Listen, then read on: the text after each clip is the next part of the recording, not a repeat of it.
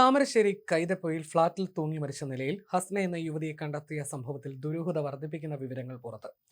കൂടെ താമസിച്ചിരുന്ന ആദിൽ എന്ന യുവാവിന് ഹസ്ന അയച്ച ശബ്ദ സന്ദേശം പുറത്തു വന്നതോടെയാണ് മരണവും ദുരൂഹമാകുന്നത്.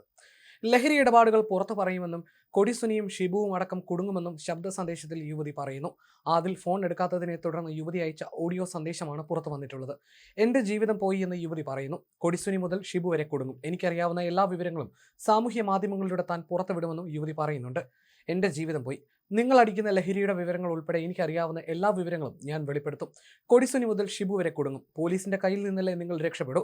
ഞാൻ സോഷ്യൽ മീഡിയയിലൂടെ പുറത്തുവിടും. ശബ്ദ സന്ദേശത്തിൽ പറയുന്നത് ഇങ്ങനെയാണ്.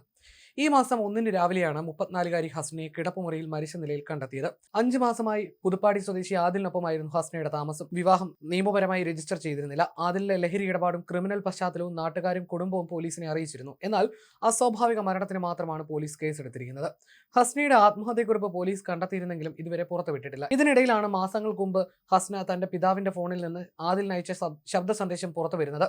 നിലത്ത് കാൽ തട്ടിയ നിലയിലായിരുന്നു മൃതദേഹമെന്നും വാതിൽ തുറന്നിട്ട നിലയിലായിരുന്നുവെന്ന് കുടുംബക്കാർ പറയുന്നു. ഈ സമയം തൊട്ടടുത്ത മുറിയിലുണ്ടായിരുന്ന ആദിലാണ് ഹസ്ന ആത്മഹത്യ ചെയ്തതെന്ന് കുടുംബത്തെ വിളിച്ച് അറിയിക്കുന്നത്. മരണത്തിൽ ഇതുവരെ ഹസ്നയുടെ കുടുംബത്തിന്റെ മൊഴിയെടുക്കാനും പോലീസ് തയ്യാറായിട്ടില്ല. ശബ്ദ സന്ദേശം പോലീസിന് കൈമാറുമെന്നും ആദിലിനെ ചോദ്യം ചെയ്യണമെന്നും നടപടി വേണമെന്നും കുടുംബം ആവശ്യപ്പെടുന്നു. കൊടിസുനി അടക്കമുള്ളവരുടെ പേരുകൾ പുറത്തു വന്ന സാഹചര്യത്തിൽ വിശദമായ അന്വേഷണം വേണമെന്നും മരണത്തിൽ ദുരൂഹതയുണ്ടെന്നും കുടുംബം ആവർത്തിക്കുന്നു. മരണത്തിന്റെ തലേ ദിവസം ഹസ്ന മാതാവിനെ വിളിച്ച് വീട്ടിലേക്ക് മടങ്ങാൻ താല്പര്യം അറിയിച്ചിരുന്നു.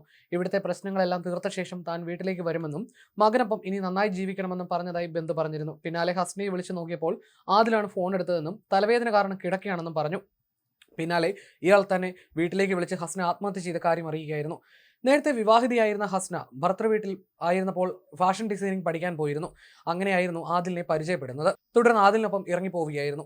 വീട്ടിൽ വിളിച്ച് എല്ലാം പരിഹരിച്ച് തിരിച്ചു വരുമെന്ന് പറഞ്ഞതിന്റെ 2ാം ദിവസം ഹസ്നയെ മരിച്ച നിലയിൽ കണ്ടെത്തിയതിൽ ദുരൂഹതയുണ്ടെന്നാണ് കുടുംബം ആവർത്തിച്ച് വ്യക്തമാക്കുന്നത്. കഴിഞ്ഞ ജൂണിലാണ് ഹസ്ന പ്രവാസിയായ ഭർത്താവിനെയും മക്കളെയും ഉപേക്ഷിച്ച് യുവാവിനൊപ്പം പോയത്. വിദേശത്തായിരുന്ന ഭർത്താവ് ഉമ്മയുടെ മരണത്തെ തുടർന്ന് അന്ന് നാട്ടിലെത്തിയിരുന്നു. ഇളയ കുഞ്ഞുമായി പോയ ഹസ്നയെ അടിവാരം ഭാഗത്ത് നിന്ന് കണ്ടെത്തി പോലീസ് ബന്ധുക്കളെ വിവരം അറിയിച്ചു.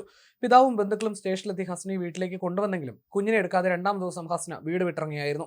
പിന്നീടാണ് ആദിലിനൊപ്പം കഴിയുന്ന വിവരം അറിയുന്നത്. ഇതോടെ മാനസികമായി തകർന്ന കുടുംബാംഗങ്ങൾ ഹസ്നയുടെ കാര്യത്തിൽ ഇടപെട്ടിരുന്നില്ല. എങ്കിലും ഹസ്ന വീട്ടിലേക്ക് വിളിക്കുകയും മാധവുമായി സംസാരിക്കുകയും ചെയ്തിരുന്നു. മൂത്ത മകനെ വിളിക്കാറുണ്ടായിരുന്നു. ഹസ്ന 5 മാസമായി ആദിലിനൊപ്പമായിരുന്നു താമസം. ഇയാൾ ക്രിമിനൽ പശ്ചാത്തലമുള്ളയാളാണെന്നും ലഹരി കേസുകളിലൊക്കെ ഉൾപ്പെട്ടിട്ടുള്ള കാര്യം ഹസ്ന പിന്നീടാണ് അറിഞ്ഞതെന്നും ബന്ധു പറയുന്നു. മക്കൾക്കും കുടുംബത്തിനുമൊപ്പം നല്ല നിലയിൽ ജീവിച്ചതായിരുന്നു അവൾ. ചതിയിൽ പെട്ടുപോയതാണെന്ന് ഉറപ്പാണ്. 3 കുഞ്ഞുങ്ങൾക്ക് ഉമ്മയെ ഇല്ലാതാക്കിയതിന്റെ ഉത്തരവാദികളെ കണ്ടെത്തി ശിക്ഷിക്കണം. സംഭവിച്ച പിഴവുകൾക്കെല്ലാം പരിഹാരം കാണാനും സ്വന്തം വീട്ടിലേക്ക് തിരിച്ചു വരാനും ആഗ്രഹിച്ചിട്ടും ജീവിതത്തിലേക്ക് തിരിച്ചു വരാനാകാതെ പോവുകയായിരുന്നു അവൾക്കെന്നും കുടുംബാംഗങ്ങൾ പറയുന്നു. ദുരൂഹമായ ഇടപാടുകളിൽ ഹസ്നയെ ഉപയോഗിച്ചിരുന്നതായി കുടുംബം സംശയിക്കുന്നുണ്ട്. ഇക്കാര്യങ്ങളിൽ ഉൾപ്പെടെ സമഗ്ര അന്വേഷണം വേണമെന്നാണ് കുടുംബം ആവശ്യപ്പെടുന്നത്.